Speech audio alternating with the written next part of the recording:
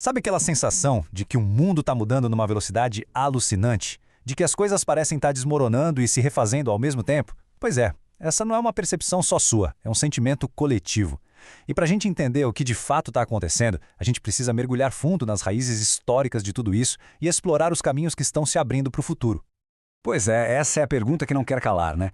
É uma sensação de instabilidade, mas também de uma transformação muito profunda. Para a gente encontrar alguma resposta, a gente precisa fazer uma viagem que começa lá atrás, bem nos primórdios da nossa espécie. Vamos juntos nessa? Para a gente conseguir entender o presente, não tem jeito, a gente precisa olhar para o passado. Vamos dar uma olhada nas mudanças que foram cruciais, que nos moldaram e nos trouxeram até aqui. Pode acreditar, a chave para o nosso futuro está escondida bem no comecinho da nossa história. Imagina só, por quase toda a nossa existência, nós éramos nômades. Caçadores, coletores, vivendo de um jeito não muito diferente de outros animais. Nossa evolução foi lenta, sabe? Marcada por conquistas gigantescas como andar sobre duas pernas e começar a se comunicar em pequenos grupos. A vida era basicamente uma busca constante por comida e abrigo, sempre seguindo os ciclos da natureza. Até que algo mudou para sempre. Quando a gente aprendeu a manejar a terra, a cultivar o nosso próprio alimento, a gente deixou de ser nômade. E isso, olha, não foi só sobre comida. Foi uma revolução completa na nossa forma de existir, de se relacionar com o mundo e principalmente uns com os outros. Se fixar em um lugar transformou absolutamente tudo.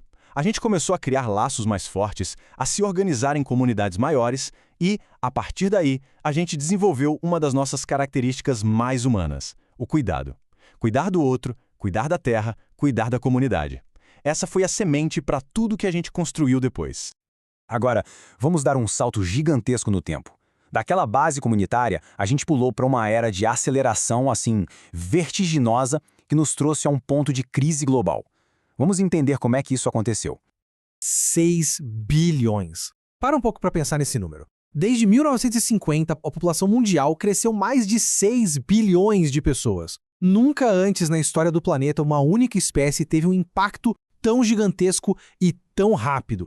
Esse crescimento exponencial colocou uma pressão que a gente nunca tinha visto sobre todos os nossos sistemas. E claro, as consequências disso a gente vê em todo lugar.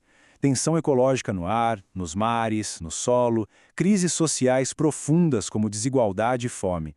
Nossas cidades, que antes eram símbolos de progresso, hoje sofrem com superlotação, com a gestão do lixo. Resumindo, o jeito que a gente vive hoje se tornou insustentável. E é aqui que a gente chega no X da questão. Nossas instituições políticas, econômicas, sociais, elas foram todas criadas para um mundo que simplesmente não existe mais. Elas não dão conta da complexidade e da velocidade dos desafios de hoje. Elas estão literalmente quebrando. E o resultado disso na nossa vida? Um cansaço generalizado. Viver essa adaptação constante, essas mudanças tão profundas, gera uma sensação de exaustão, de desorientação, que vai minando a nossa esperança em um futuro melhor. Mal dá tempo de processar uma transformação e outra já está batendo na porta. Isso tudo nos joga bem no coração do conflito de hoje. Um verdadeiro choque entre sistemas antigos, rígidos, e a necessidade urgente de novas formas de organização, que sejam mais flexíveis, mais diversas. Pensa assim, de um lado a gente tem um mundo construído com base em controle, em hierarquia. Do outro, uma demanda cada vez maior por um mundo plural, onde diferentes visões possam existir juntas e evoluir.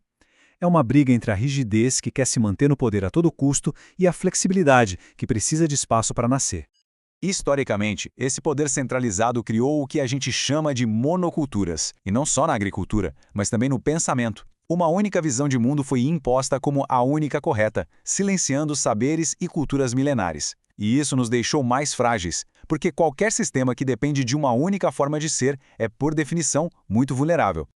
E este ponto aqui é fundamental. Assim como acontece na natureza, a diversidade é sinônimo de força, de resiliência. Uma sociedade com mais diversidade de culturas, de ideias, de soluções, é uma sociedade mais rica, mais estável e muito mais capaz de superar desafios. A monocultura é um caminho certo para a fragilidade e a estagnação.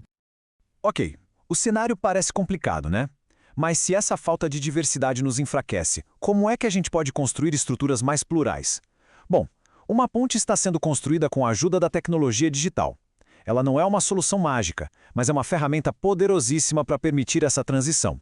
Para a gente entender essa ponte, vamos fazer uma viagem rápida pela história da internet. A Web 1 era tipo uma biblioteca digital, a gente só lia o conteúdo das páginas estáticas. Com a Web 2 e as redes sociais, a gente virou também criador de conteúdo. E agora estamos entrando na Web 3, uma fase totalmente nova onde vai ser possível ser, além de leitor e criador, o verdadeiro dono do nosso conteúdo e dos nossos dados.